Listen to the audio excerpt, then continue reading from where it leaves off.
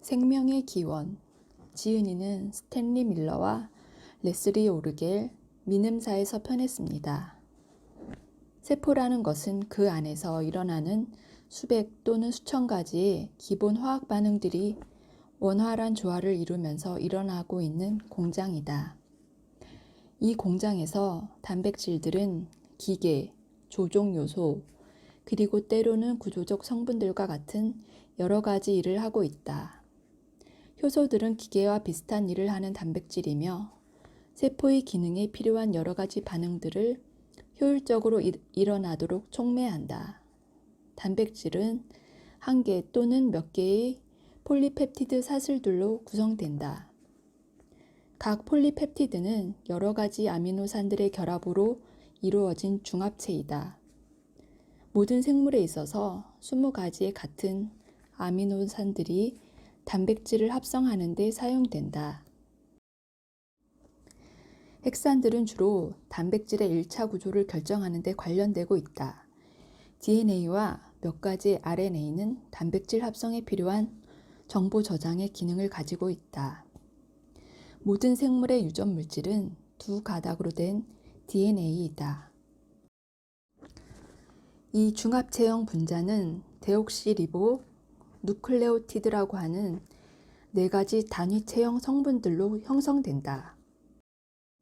단백질과 핵산은 아미노산, 당, 염기 및 인산들과 같은 성분들로부터 탈수 반응에 의해서 생성된다.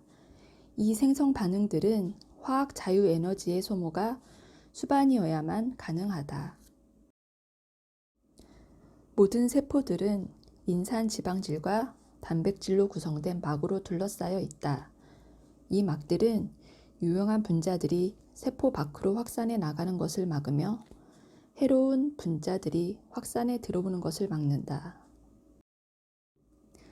세포막들은 효소와 같은 역할을 하는 단백질들을 함유하기도 하는데 이들은 농도 기울기에 거슬러서 분자들을 세포 밖에서 세포 안으로 선택적으로 운반할 수 있다. 이 과정에는 에너지가 사용되어야 하는데 그 에너지는 ATP의 가수 분해에서 온다. 핵산을 가지지 않은 생명체들은 유전적 연속성을 이룰 수 있는 수단을 가지지 못할 것이며 한편 단백질을 가지지 않은 생명체들은 환경에 있는 화합물들을 이용하는 능력이 심히 제한받는다. 생체에 있어서는 아미노산들이 폴리누클레오티드와 처음으로 특이하게 회합하는 단계는 tRNA에다 아미노산을 결합시키는 단계이다. 이 단계는 활성화 효소들에 의해서 일어나고 있으며 각 활성화 효소는 특이한 아미노산과 그에 상응하는 tRNA를 인식한다. 일단 아미노산이 tRNA에 결합되면 대부분의 경우에는 더 이상 식별됨이 없이 성장하고 있는 단백질 사슬로 전달된다. 생명의 진화 과정의 어떤 초기 단계에서는 아미노산들과 폴리누클레오티드들 사이에 직접적인 결합이 있었을 것이 분명하다. 이러한 폴리누클레오티드가 뒤에 유전암호로 진화하게 되었을 것이다. 만일 우리가 말하는 효소들이 폴리누클레오티드의 지시에 따라 생성된 촉매 활동성을 가진 단백질을 뜻하는 것이라면 생명의 초기 단계에서는 아미노산을 활성화하는 효소들이 전혀 존재할 수 없었을 것이다. 따라서 최초의 회합은 아미노산과 폴리누클레오티드 사이의 직접적이고 선택적인 상호작용으로 이루어졌을 것이라고 생각하지 않을 수 없으며 이러한 상호작용은 이미 형성되어 존재하고 있던 폴리펩티드나 그 밖의 유기물질의 도움을 받았을 것으로 생각된다. 최초의 유기체는 이미 생성되어 있는 유기물질들을 이용하면서 생장하고 번성하였을 것이 틀림없다. 지금 생각하면 이것은 매우 분명한 것으로 보이지만 오파린의 책이 나오기까지 많은 연구자들은 최초의 유기체는 좀처럼 있을성 싶지 않은 어떤 사건에 의해서 생겼으며 처음부터 유기체의 모든 성분들을 이산화탄소와 물로부터 광합성으로 합성할 수 있다고 믿었다. 조만간에 필수 성분들에 대한 수요량이 공급량을 능가하게 되었을 것이다. 이렇게 되면 그 시상의 생명의 번성은 유기체들이 그들의 구성 성분들을 합성할 수 있는 방법을 찾아내는 능력에 의존하였을 것이다.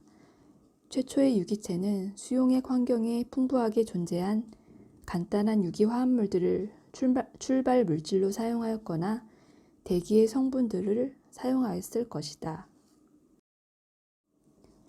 최초의 유기체들은 단백질 합성과 핵산 복제를 성취시키기 위해 환경에서 무생체적으로 형성된 고에너지 유기 분자들을 사용하였을 것이 틀림없다. 이 경우에도 이미 만들어진 분자들이 유기체의 신속한 증식을 뒷받침할 만큼 충분하지 않게 되었을 것이다.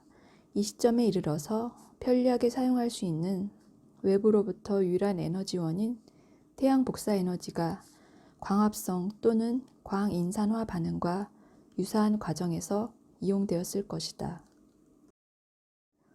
어떤 종류의 유기체들은 지금 살고 있는 것들 중에서 제일 원시적으로 인정할 수 있다면 이 유기체들의 대사 과정은 지구상에서 처음으로 진화한 생화학 반응의 구조를 반영하는 것으로 보아도 무리가 없을 것이다. 박테리아 및 남조류와 같은 원핵생물이 복잡한 진핵생물보다는 지구의 첫 유기체와 더 가까운 관계를 가지고 있다는 것은 확실하다. 산소를 사용하는 효율적인 에너지 대사 형태가 일단 시작된 후로는 진핵생물과 다세포 생물들이 진화하였다.